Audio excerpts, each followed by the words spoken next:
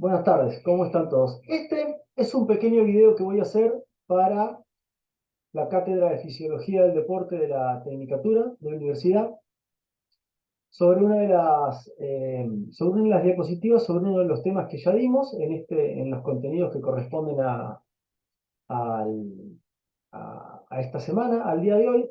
¿Para qué? Para que la confusión de lo que se genera dentro de la célula respecto de la utilización de los diferentes sistemas energéticos pueda quedar grabada para que la puedan ver una y otra vez y así internalizar ese proceso eh, y tenerlo incorporado y no confundirse tanto, ¿no? Poder detener el video y volver para atrás. Así que solamente me voy a situar en esta diapositiva. Perdón. Esto que nosotros estamos viendo acá es una célula muscular, una célula muscular que contiene es una fibra muscular, ¿no? Que contiene sus miofibrillas, que son esas que vemos ahí, y sus miofibrillas por dentro van a tener los puentes cruzados de actina y miosina, que son los que van a producir la contracción muscular. Entonces, para orientarnos un poquito sobre la célula muscular, porque siempre estamos acostumbrados a hablar de célula y ver una esfera redonda con un núcleo en el centro y en el citosol alrededor flotando las organelas y la mitocondria. Bueno, pero en realidad la célula muscular es lo mismo, pero contiene a las miofibrillas adentro. Entonces nosotros podemos ver acá que la célula muscular tiene una mitocondria. ¿Esa mitocondria dónde va a estar? En ese espacio que vemos ahí, conocido como citosol celular o el sarcoplasma, sarco de carne o el citoplasma. Entonces tenemos, entre otras cosas, ese espacio que ahí estamos viendo que es el citosol. Y dentro del citosol tenemos a esa organela que es la mitocondria. Que la mitocondria es donde se va a producir el ciclo de Krebs. Es ahí donde el oxígeno va a oxidar a los sustratos energéticos para producir energía por vía aeróbica, por vía oxidativa.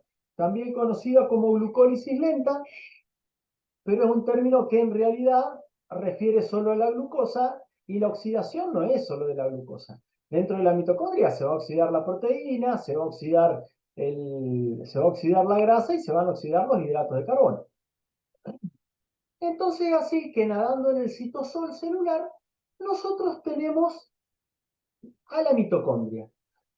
Por otro lado, tenemos las miofibrillas, que son las que van a contener a las unidades contráctiles para que ese músculo se agrande y se achique. Y ahí, en esas miofibrillas, en la en la cadena pesada de miosina, ahí vamos a tener contenida la molécula ATP que se va a acoplar con las actinas y así van a producir la contracción, si ustedes recuerdan, muscular, las actinas y las miosinas. Cuestión que, bueno, nosotros ahí tenemos ATP. Ese ATP que está ahí guardado, listo para romperse y producir energía, ¿a qué sistema energético corresponderá?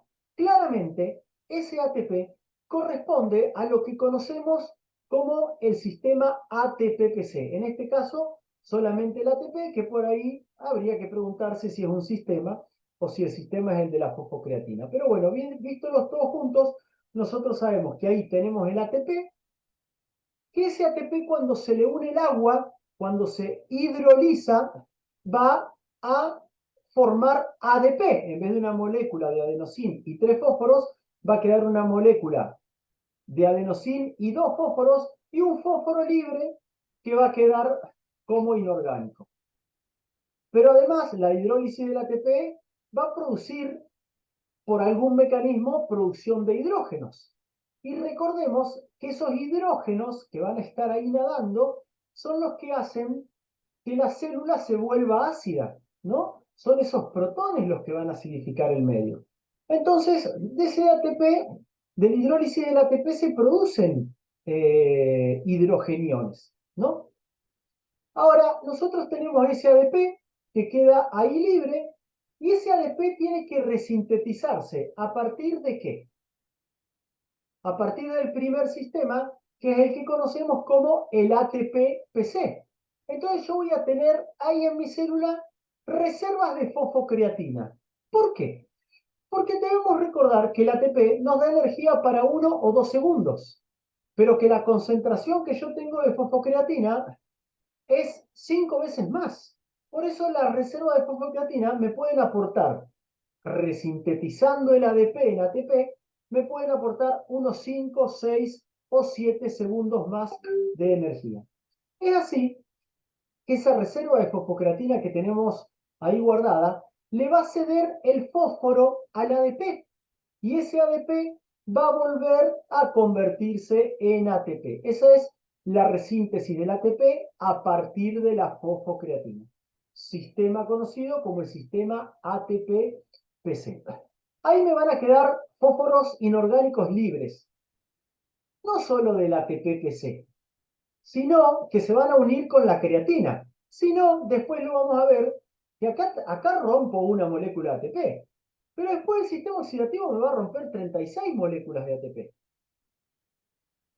Y ahí va a haber mucho fósforo, mucha acumulación de ADP y mucho fósforo inorgánico libre que es el que me produce la fatiga.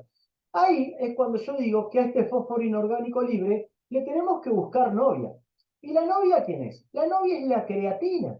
De ahí la suplementación de creatina. Porque si yo tengo llenas, yo suplemento creatina y lleno mis reservas de fosfocreatina, esa creatina que suplementé va a terminar poniéndose de novia con el fósforo inorgánico con el fósforo para formar fosfocreatina y así aumentar las reservas de fosfocreatina. Si yo aumento las reservas de fosfocreatina, voy a lograr que actividades vinculadas al sistema ATP-PC, perdón que silencio el celu, que actividades vinculadas al sistema ATP-PC puedan sostenerla durante más cantidad de tiempo. Porque a lo mejor en vez de que la fosfocreatina me aporte 5 segundos más de actividad, el entrenamiento en el sistema de los fosfágenos más la suplementación con creatina puede hacer que en vez de aportarme 5 segundos más de energía, y me puede aportar 6 o me puede aportar 7. Y así yo pueda extenderme hasta los 9 segundos del sistema ATP-PC. 7, 8, 9 segundos. Cuanto más entrenado, el sistema, unos segunditos más y cuanto más reservas tenga yo de fosfocreatina. Y ahora tenemos algo que involucra otros dos sistemas energéticos bastante dependientes de la glucosa que se van a dar unos en la mitocondria y otros en el citosol celular. Cuestión que yo tengo glucosa sanguínea que va a meterse en la célula para producir energía. Esa glucosa dentro del citosol celular se va a terminar convirtiendo en piruvato. Pero en ese proceso me va a producir 2 ATP de energía. Fíjense, es una energía que me la va a producir muy, muy rápido. Esa energía que me la produce muy rápido, esos 2 ATP disponibles, va a ser el que guarda relación con la glucólisis rápida. Pero bueno, todavía no vayamos a la glucólisis rápida. Veamos qué pasa con ese piruvato que es producto final de producto intermedio en realidad o final de la glucólisis en particular. Ese piruvato va a ingresar a la mitocondria. Y en la mitocondria, ¿qué va a producir? Va a producir 36 ATP. Entonces yo ahí tengo resíntesis de ATP a partir de la fosfocreatina, resíntesis de ATP a partir de la glucólisis anaeróbica, porque acá no requiero oxígeno, y resíntesis de ATP a partir de la glucólisis aeróbica, que produce 36 moléculas de ATP. Si esto sucediera, si lo que ocurriera acá dentro de la mitocondria fuera por otros sustratos, como por ejemplo los lípidos, los ATP a producir serían 120. Fíjense cuánto rendimiento tiene una molécula de grasa comparada con con un carbohidrato.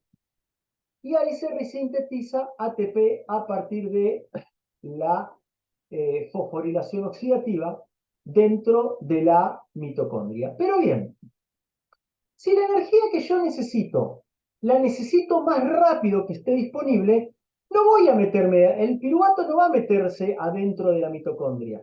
En realidad se va a meter una cantidad, pero se va a juntar tanto piruvato porque la glucólisis, la glucosa empieza a romperse muy rápidamente. Si la glucosa se rompe muy rápidamente, entonces ¿de qué tipo de glucólisis estamos hablando? De glucólisis rápida.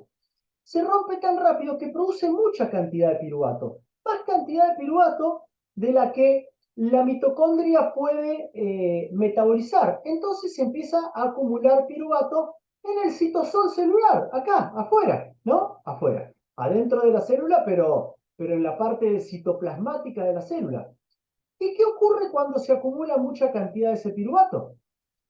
Se produce muy breve cantidad de tiempo, casi nada imperceptible, no lo alcanzamos a ver, ácido láctico que enseguida se conjuga para producir lactato. Entonces podemos decir que el exceso de piruvato va a terminar convirtiéndose en lactato, en el citosol celular.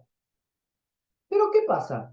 Ese lactato va tomando la gran cantidad de hidrógenos que se produjeron por la hidrólisis de ATP, que es el que produce la acidosis. Por eso en algún momento se pensaba que el lactato era un ácido, porque producía acidosis y aumentaba el lactato. Entonces algunos pensadores dijeron, investigadores dijeron, si se acumula más lactato y se produce acidosis, quiere decir que esto es el ácido láctico. En realidad hay muy poquito ácido láctico. Lo que nosotros vemos en sangre cuando hacemos los test de lactato, en realidad, los test incrementales en realidad es lactato.